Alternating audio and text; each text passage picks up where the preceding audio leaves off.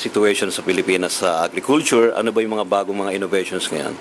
Actually po, marami naman po na mga mature technologies sa atin pong kagawaran, sa atin pong labas ng kagawaran. Ngunit ang problema po, hindi po nagagamit. So this time, sa pag-ikot-ikot po natin sa buong bansa at pakikipagkonsultasyon po sa mga magagaling nating mga scientista, magagaling po nating mga engineers, ay mas naisusulong po natin ngayon na magkaroon na po ng final application. Ito po mga mature technologies natin. Kagaya po doon sa farm mechanization natin. Ang dami pong klaseng makinarya na ginawa po dito sa lokal sa ating pong sariling bansa na napakagagaling at napaka-practical. Ang problema po, nandun po at nakasiksik sa isang sulok ng kanilang mga research stations. Dapat po ngayon, pinupulot po natin itong kanilang kaalaman at pinapapabricate po natin. Ito po ang pinakamalaking pagbabago ng PhilMec.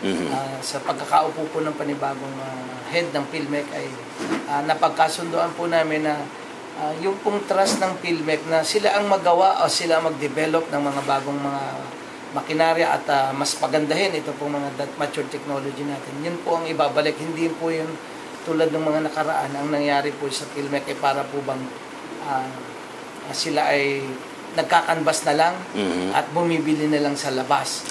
So dapat po ay ang maging tuloy-tuloy ang innovation para for the better ng ating pong mga makinarya.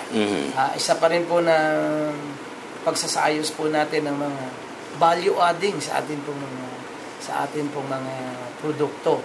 Yung pong ating mga prutas na kapag panahon po ng tag-harvest ay bumabagsak po ang presyo, dapat po automatic na meron po tayong pamamaraan para mai-preserve ito at mai-process nang sa ganun whole year round meron po tayo sa merkado at po doon hindi po babagsak itong presyo. Speaking of prutas, Secretary, sir, kumusta naman yung banana natin ay exportation? Po, hindi naman po siya binabawalan yung pong pag maluluwas natin ng banana, kundi ngayon po naging wake-up call sa atin na tayo po ay dapat ay maging mahigpit sa ating sariling patakaran para yung pong quality po yung ating export na mga vegetable and fruits sa iba yung dagat, hindi lang po sa China kundi sa lahat po ng lugar sa buong. Tuloy ho ba yun, Secretary, sa may Russia and other...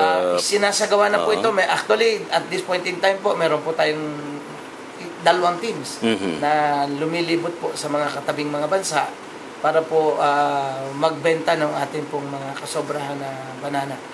Kailangan pong expand natin yung ating merkado para po hindi tayo nadodomina ng iilang pong bansa. Ngayon pong tag-ulan na po, pumasok na sa tag-ulan, Secretary, ano may papayo nyo sa ating mga magsasaka ngayon? Sa tag-ulan po, actually, ang ulan po naman ay wag lang siya ng bagyo, ay malaki pong tulong sa ating mga halaman. Ang kailangan lang po ay di tamang teknolohiya at tama pong pamamaraan. Especially yung pong ating mga taniman, papaalala natin sa ating mga magsasaka.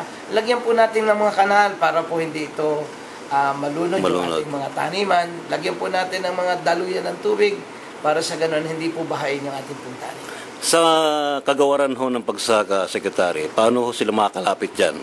Sa kagawaran po ay pwede po silang lumapit sa bawat regional field office po natin. Sa bawat region po, meron po tayong opisina.